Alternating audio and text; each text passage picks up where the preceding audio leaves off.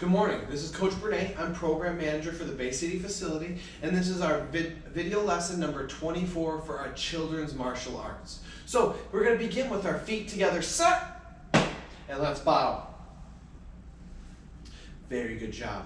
Now let's begin with our student creed. So repeat after me, follow along. Say, I will develop myself in a positive manner and avoid anything that would reduce my mental growth or my physical health.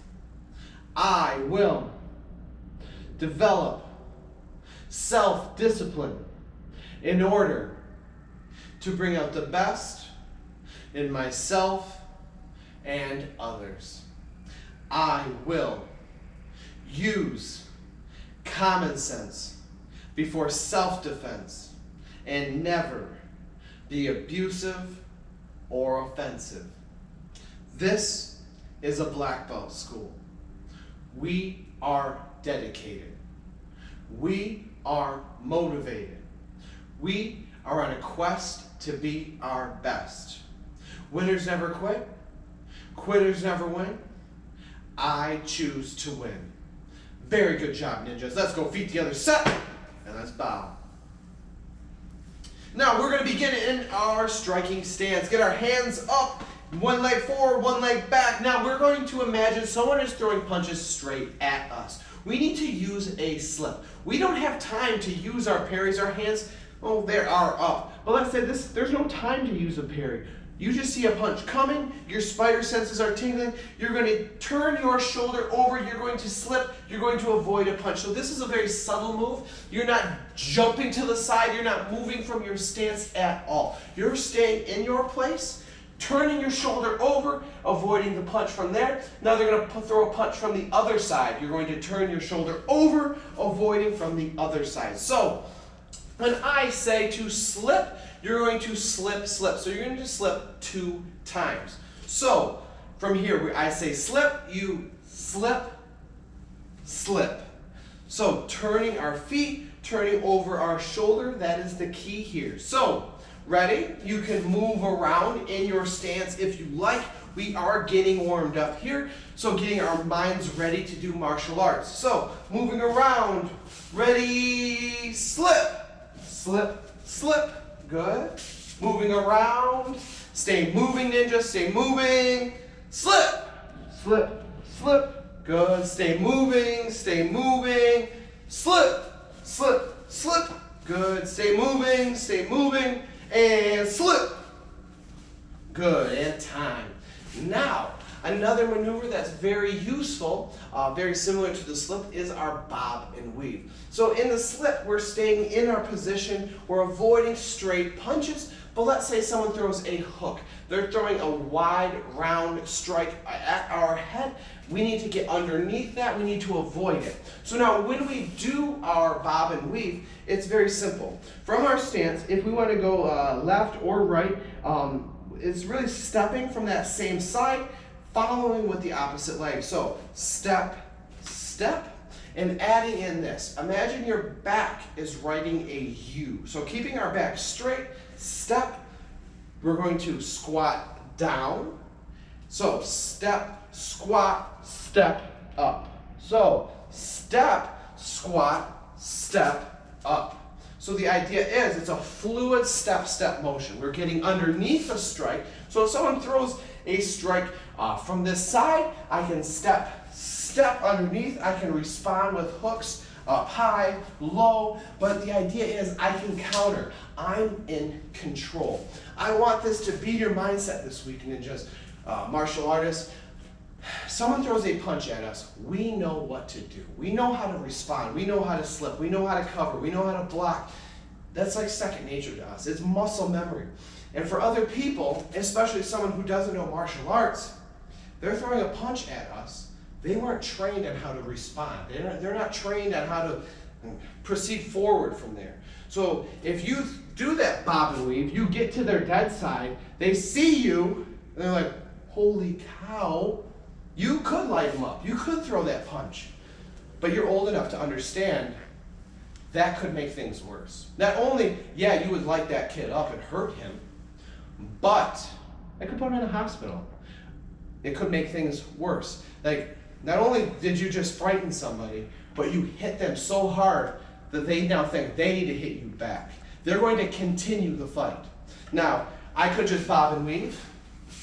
I could throw a palm strike to the shoulder. I could do a lot less harmful of a strike, knock them off balance, but understanding this, I can avoid their attack and hit them with something that isn't so harmful. I'm not throwing a closed fist at them a lot of times. I could step, palm strike to the shoulder, knock them off guard, and then from there I can continue in my stance, being in control.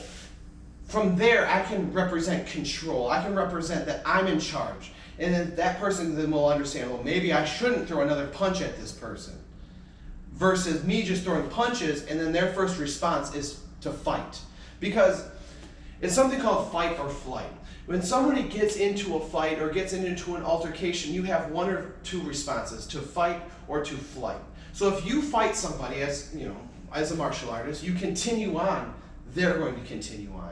You are leading the dance at this point. So lead the dance in the direction you want it to go. Do you want to fight this person? Do you want to be that person who hurts someone else? Are you that guy? No, I don't think so. So when we do our martial arts, I want you to be mindful, when are these moves applicable? Why do I bob and weave? Why do I learn how to slip? It's because if someone throws a punch at me, I can quickly respond. The quicker you can respond, the quicker you can address the situation in the best way possible. The quicker you can respond and do the right thing, the quicker the altercation will end. So, understanding, when we bob and weave, it's step, and we're adding in a squat step up here. So step, squat, step, squat, step. So when I say bob, you're going to bob and weave. So ready, 3, 2, 1, bob. You're going to bob and weave. Bob, bob and weave. Bob, bob and weave. One more time, bob, bob and weave. Very good job.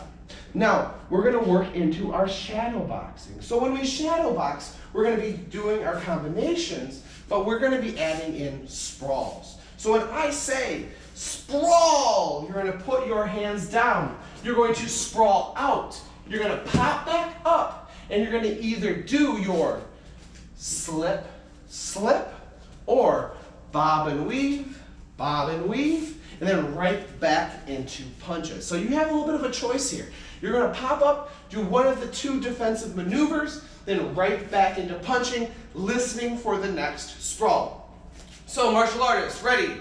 3, 2, 1, shadow box, go! Get moving, move around, and 3, 2, 1, sprawl! Good, pop back up. Do your either slip, bob, weave, good. Back to it, go, move. Sprawl, back down, hands down, sprawl out, pop back up, do your defensive maneuver, go. Good, get moving. Throw your punches, throw some kicks, get moving around, stay moving, use your space, and sprawl down, good.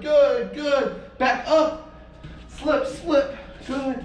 Back into your punches, excellent, keep moving, and sprawl. Back up, good, and time. Now, we're going to work on something that's very applicable. If someone's on top of us attacking us, so understanding this, if we're on the ground defending ourselves, if someone's on top of us on our hips in a full mount position and they're punching us, the best way to defend ourselves too, we can use our parries, we can use our covers, just like with a regular strike. But let's say someone throws a punch, we can grab their arms, we can use jujitsu, we can do all types of things, but the most applicable thing we can do, and the most useful thing I would like to teach you guys today, is to escape. I don't want you to be on the ground with someone throwing punches on you. So if someone's throwing punches on us, we want to be able to block. Now I can get used to turning over here. So if someone's throwing hooks or wide punches to the sides of my head, I can get used to turning my body here. Now if someone's bigger than me on top of me, it might be really hard to turn and rotate.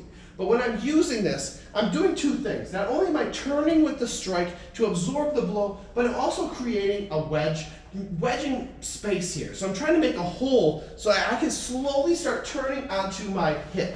Once I get onto my hip, imagining this. I have one leg here, one leg to the other side of me. From here, I can shrimp. I can push on that leg. I can block here. I can use my arms to push on their leg to get my body out and away from them. So I can turn my blocks into an escape to get away.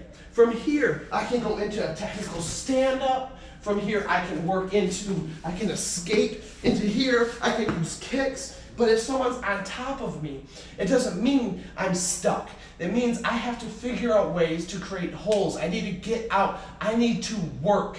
So if someone's on top of you, your mindset is you have to work to get out. So creating opportunities is the key here. If someone's much larger than you on top of you, it's going to be tough. So we need to understand, we need to stop the initial attacks. We need to be able to stop attacks to our head. We need to be able to get to our side so that we can get our hips away. When we have our hips back in control, we can kick. We can start getting them away from us so that we can then do our technical stand-ups. We can get up and we can address the threat in a more practical way. But in a situation where we're on the ground, we have to maintain control. It is scary, especially if you hit the ground hard, you might hit your head, you might hit your back, and it's going to be kind of jarring, if you will. So you have to quickly regain that understanding that someone's on top of us now. We need to get moving. We need to get out. So turning onto our hips, doing what's called a shrimp is key. Doing our blocks, getting up, getting away, getting out. That's what I want you to think about in a situation where we are on the bottom. So if we have a parent, if we have, I don't know about an older sibling on this one, but if we have an older sibling who can be respectful, this is a good drill to work on. So if we are on the ground or we're on the bottom, we can even have a family member practice this with us. We can slowly practice blocks and then just turning to our side. Parents, people practicing with our students, understanding this. We don't have to create a ton of pressure on them, but as they become more proficient with the move, give them a little bit of pressure so they can understand, like, oh wow, this doesn't feel good when someone's pressing on my groin or my lower body. So understanding how to mitigate that pressure, understanding how to get away is the key, because a lot of times when people are on the bottom, they panic. And panicking is the last thing we have to do, martial artists. So be mindful when we're doing our martial arts why we do it.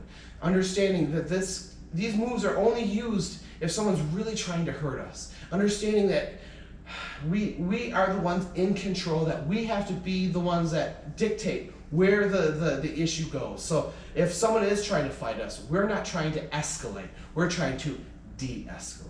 So martial arts, use these skills this week. Add this to your workout, and I'll talk to you next week. So if I don't hear from you, good afternoon, good evening, and good night. Thank you.